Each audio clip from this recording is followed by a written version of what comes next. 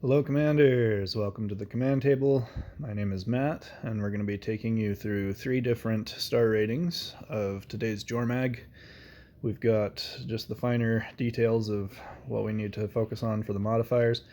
If you would please be so kind as to like, subscribe, and hit that notification bell if you want notifications when I drop new videos.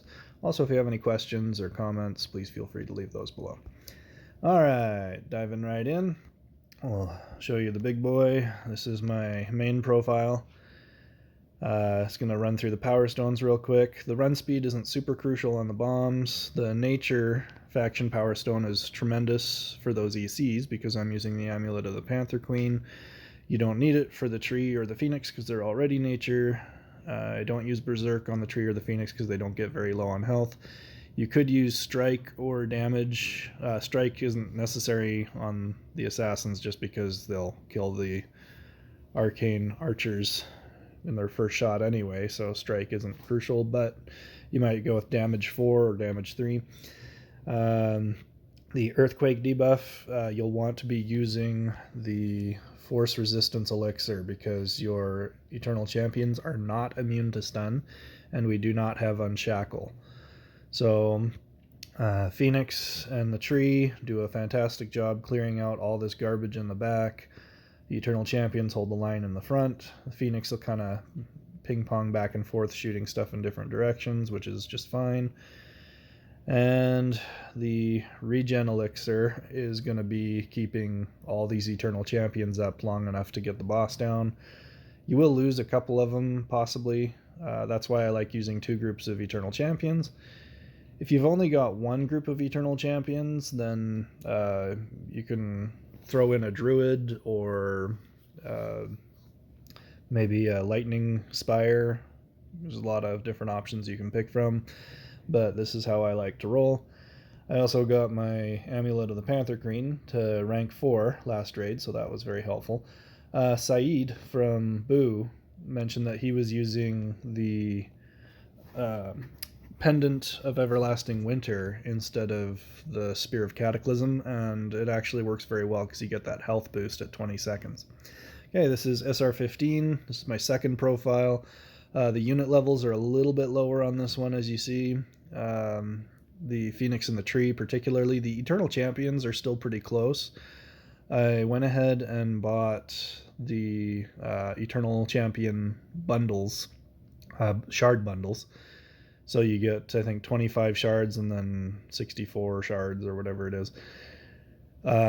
You'd probably still get a better value if you're just concerned about shards generally by going for Commander's Wagon, but it's hard to know what you're going to get from those Commander's Wagons. So while you don't get as good of a value per shard buying the shard bundles, you know exactly what you're getting. So way better than the Unit Express because you know exactly what you're going to get and it's a fraction of the cost on those shard bundles. So I'd recommend getting the ECs at least. I also got the Untamed Beast on my main profile, but that was just my choice. You'd still honestly be better getting Commander's Wagons.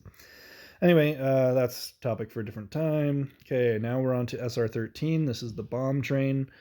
Put protection 4 in Berserk on the wolves. We got nothing on the bomb bots. You can put run speed on there depending on how fast they need to go.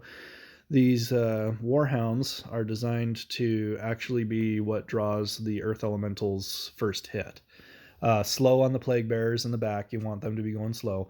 You can put protection on them if they're dying too fast and the assassins get to the pyre before your bombs get to Jormag. You'll notice that I failed. So what I did for my second rotation here, I didn't change anything at all because all I have to do is cap off that last 14%.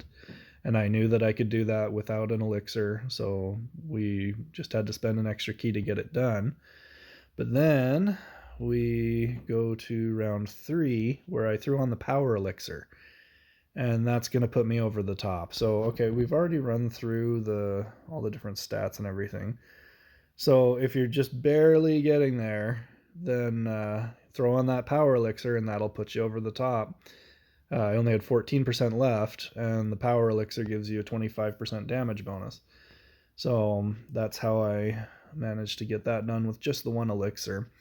Now we're down to SR9. Very similar setup. I'll put the links again in the description for the bomb train tutorial. No elixirs for this one. Lower rank on the Primal Warhorn and the Ring of Unity. I prefer the Ring of Unity because it is dependable every single time. You will get that static damage boost as opposed to the hammer, where there's a chance that you'll respawn another bomb, and who knows where it's going to pop up, if it's going to get caught on a earth elemental spawn or what. So I just prefer this. It's much more dependable. Again, those dire wolves, you'll notice that they've got a very specific position where the top wolf, this is the bottom wolf, the top wolf closest to the front draws the fire of the arcane archers, while the bottom wolf sucks this guy up, and then the warhounds are what he actually attacks. Similar on the bottom, you want the warhound space just right to where they arrive at the earth elemental to draw his fire. Okay, so that covers it. Thank you for watching. Thank you for supporting the channel. Again, please do all that liking, subscribing stuff. That's fantastic. Sure helps me. And we will have more content for you in the near future. We also have a ton of room in the TCT clans. So go ahead and look us up. Hashtag KNE, hashtag EMD, and hashtag MFY for those clan IDs. So come play with us. Have some fun. We'll talk to you in the near future. Have fun, guys.